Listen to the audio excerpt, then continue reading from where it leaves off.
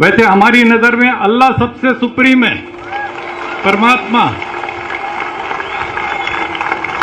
उससे बड़ा कोई नहीं है।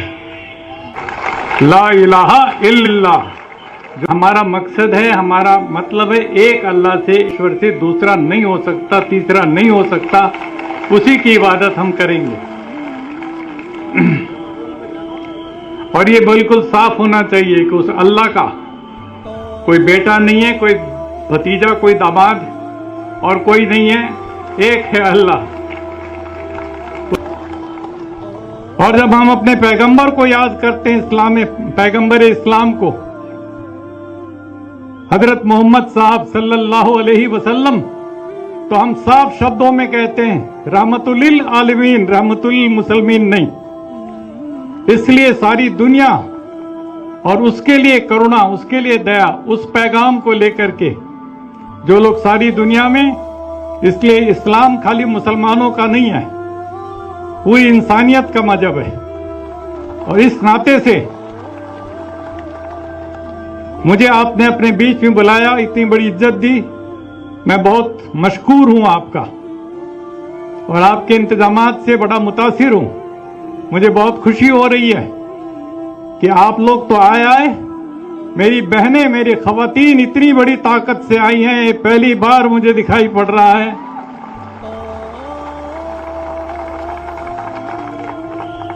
मैं जामिया मिलिया से आगे शाहीन बाग गया था और वहां की खवातीनों को खिताबत करते मैंने कहा था, मैं तुम्हारे जज्बे को सलाम करता हूं। आज विजयवाड़ा का शाहीन बाग मुझे दिखाई पड़ रहा है यहां पर।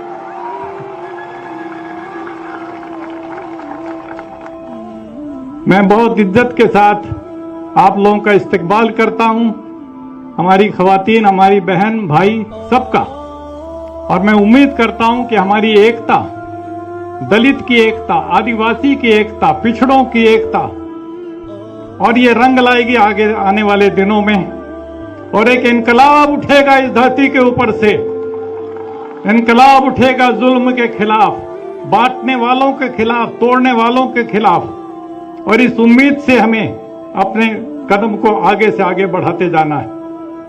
1984 में जब इंदिरा गांधी जी की हत्या के बाद सिखों को कत्लो गारत हुई, तो सबसे पहले सिखों को बचाने के लिए मैं कूदा था। और उस समय सिर पर इस रंग की पट्टी बांधे एक गोडसे भगत कह लो या हिंदुत्व वाला, वो मेरे ऊपर छुरा लेकर के दौड़ा लाजपत नगर दिल्ली में और कहता तू गद्दार है, कौम का गद्दार है। मुझे समझ करके कि मैं हिंदू हूं, मैं सिखों को क्यों बचा रहा हूं, मैंने कहा तुम इंसानियत का कत्ल कर रहे हो, इसलिए मैं तुम्हारे खिलाफ। और जब जामा मस्जिद, बाबरी मस्जिद शहीद हुई, तो सबसे पहले मैंने खड़े होकर के उसकी मजम्मत की।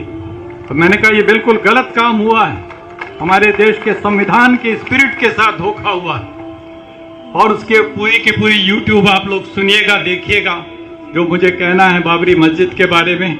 और वहां पर जो कहते हैं राम मंदिर है, उसका कोई सबूत नहीं है, लेकिन उसको उन्होंने सुप्रीम कोर्ट तक ने कह दिया अपने फैसले में कि कोई सबूत नहीं है। यह भी कह दिया कि 49 में उसके अंदर मूर्ति रखना गैर कानूनी था।